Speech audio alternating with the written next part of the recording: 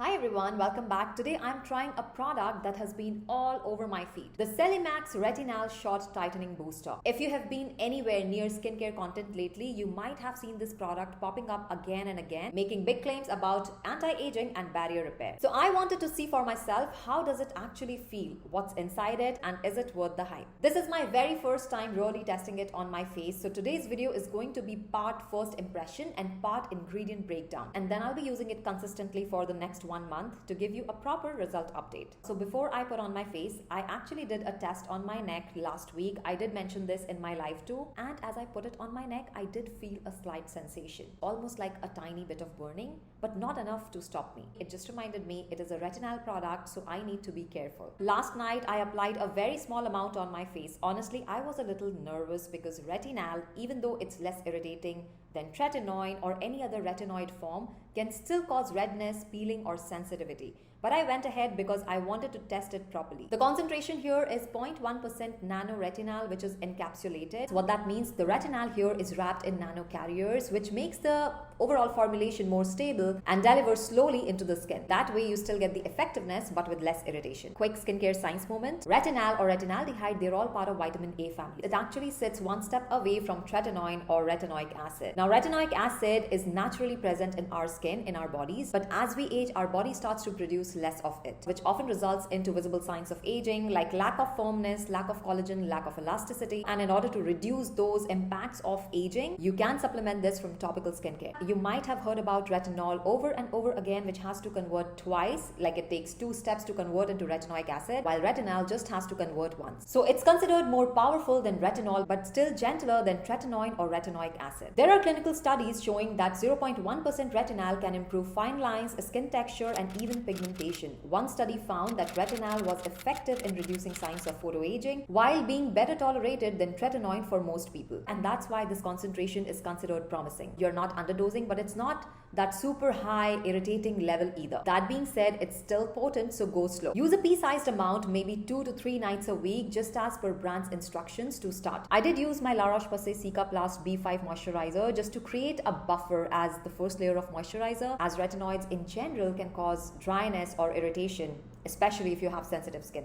I am a sensitive skin type, so I just wanted to be careful. Now let's talk about other ingredients here that make this formula stand out. This serum also features something called 20,250 A shot. What I found here is that there are 20,250 microparticles of a fine particle in this formula, and these particles are often 5 times smaller the size of our pores, which often help stimulate the skin and help with delivery of the products into the deeper layer of the skin, enhancing the delivery and absorption of the actives. That's why some people may feel a slight tingling, while applying this product, and I did feel that tingling. It wasn't intense, but it did feel like, putting something on my skin. It's the particles working to push retinal and other beneficial ingredients deeper into the skin for better tightening and smoother texture. The next promising ingredient here is Matrixyl, which is 3%. This peptide has been studied for anti-aging benefits for many years now. It works by signaling the skin to boost collagen and elastin production, which helps improve firmness and reduce the look of fine lines and wrinkles. In fact, clinical data shows Matrixyl can significantly reduce wrinkle depth after consistent use over several weeks. Now, Matrixyl is generally considered to be a safe ingredient as compared to other actives or retinoids, but still it is an active, so it's a good idea to patch test this particular formulation before you go on with your full face. Next ingredient on the list is Panthenol. This is a classic soothing and hydrating ingredient. You will find this in many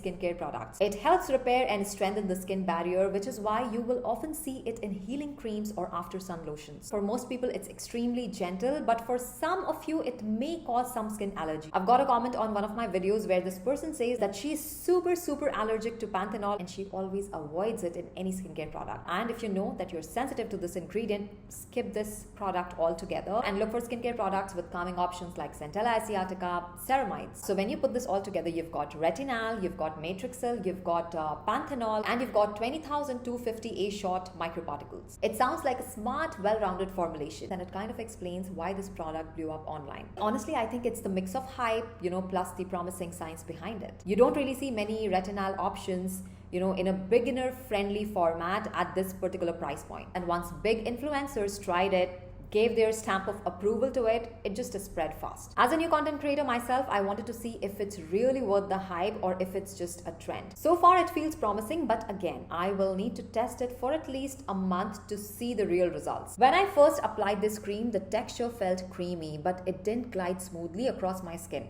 the way some moisturizers do. I found the best way to use it was to tap a small amount onto the skin first, which made it easier to spread over a larger area without using too much product. Once tapped in, I lightly swiped it across my skin a couple of times and that was enough. As it settled, I noticed a very slight tackiness but nothing uncomfortable. I didn't feel the need to layer another moisturizer on top, especially since this cream already contains peptides and panthenol. For my oily sensitive skin, acne-prone skin, one layer was sufficient. But if you have dry skin, you might want to follow up with an extra layer of moisturizer on top. The next morning, I wasn't expecting any instant transformation because that's not how this type of product works. But I did notice something encouraging. Those tiny bumps I had the night before around my temples and lips were gone. Whether it was this cream alone or the combination of this with the La Roche-Posay Cicaplast, I can't say for sure, but my skin looked calmer and smoother. Overall, my first impression is positive. Given how hyped this product is, it seems to be living up to the promise so far. I'll continue using it for a month and share how it performs over time. Before I close, here are a few important reminders you should keep in mind before trying this. Start slow. 2 to 3 nights per week is enough at the beginning.